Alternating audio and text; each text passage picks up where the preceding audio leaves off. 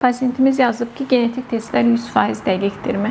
Özəllə biz bu sualı hansı pasiyentlərimizdən eşidirik? Tam hamilələrімizdən daha çox eşitdiyimiz bir durumdur. Nəyə görə? Çünki hamiləliyin bəlli həftələrində bizim hamilələrimiz tarama testləri verirlər. Və biz deyirik ki, tarama testləri sadəcə adından görsəndiyi kimi tarama bir testdir. Risk göstərir. Konkret olaraq sizdə bu xəstəlik varmı, yoxmu onu deməz. Sadəcə riski göstərər ki, bu hamiləlikdə nə qədər, hansı faiz ehtimalla ya da hansı nisbətdə riskimiz var.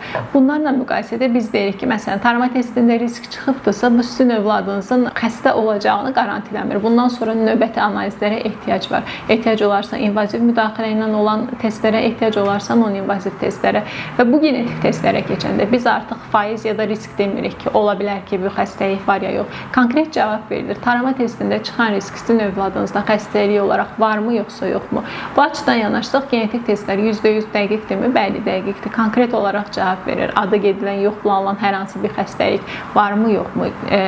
Genetik testlərlə biz bu xəstəlik haqqında bizim övladımızda ya da özümüzdə bu xəstəliyin var olub olmadığını 100% dəqiqliklə bilirikmi? Bəli, bilirik. Tarama testləri dediyim kimi bizə hardasa risk verər, faiz verər, nisbət verər, amma genetik analizlər konkret cavab verər. Bu xəstəlik varmı, yoxsa yoxmu deyə.